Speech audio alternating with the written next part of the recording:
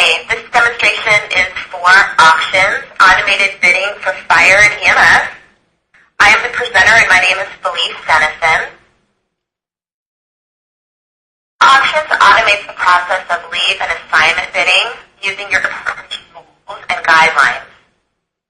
So, you can establish rules for seniority, how many people can be off on vacation, so on. And we realize, as with everything else in Telestaff, that each department's rules are different.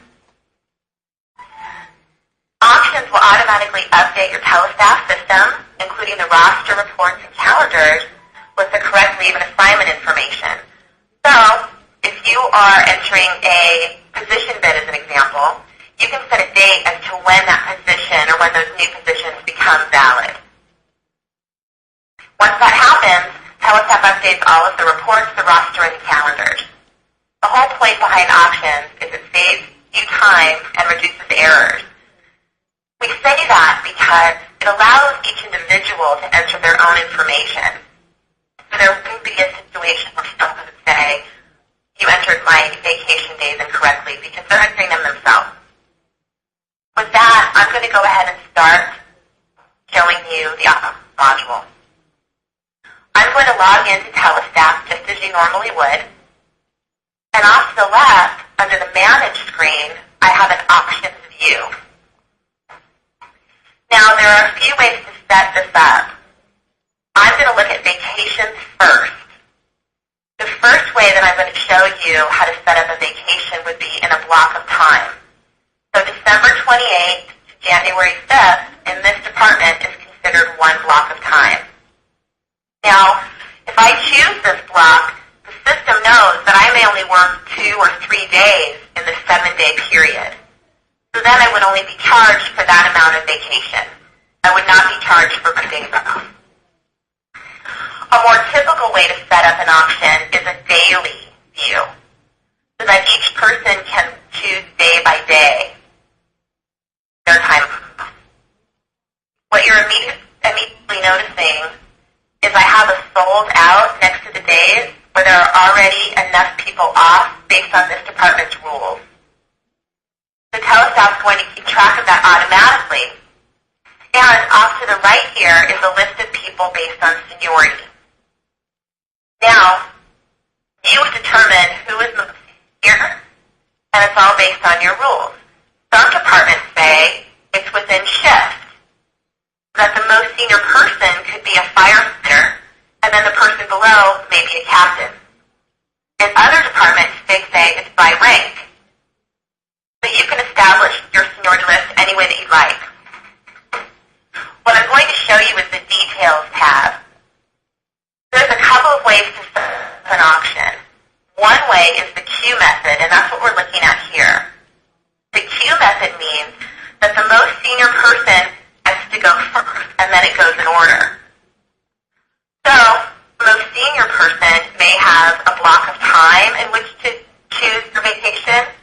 It could be a 2-hour block. It could be an entire day. They have exclusive rights to whatever is available for vacation.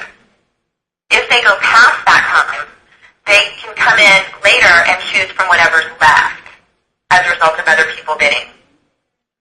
Q is that the most senior person gets to go first, and the next person can't go until the most senior person has gone. So it's all based on how you set it up. The maximum win tab is how many potential vacation days can I receive in this round. Now, this number could be 10 or any number that you choose. In any event, Telestaff is still going to look at their accrued time. So even if your number is 10, that they're allowed to take 10 days off, and they only have 7 days accrued, the system will stop them from taking too much time. You'll also determine whether or not they're awarded on the win automatically. Now, what that means is I'm at a B for bid, a W for win, and an A for award.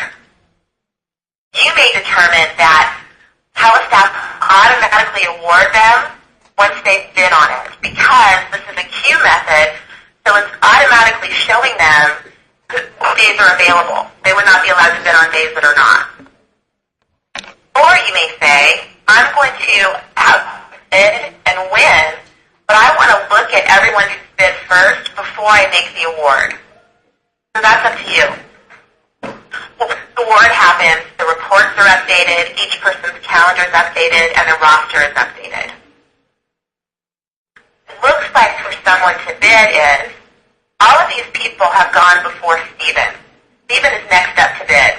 When you double-click on Stephen, it's going to show him the days that are available. So now, I'm looking at a bunch of sold-out days. He is on the B shift. So what you're noticing here is he's not seeing any other shift. He's only seeing the shift that he works.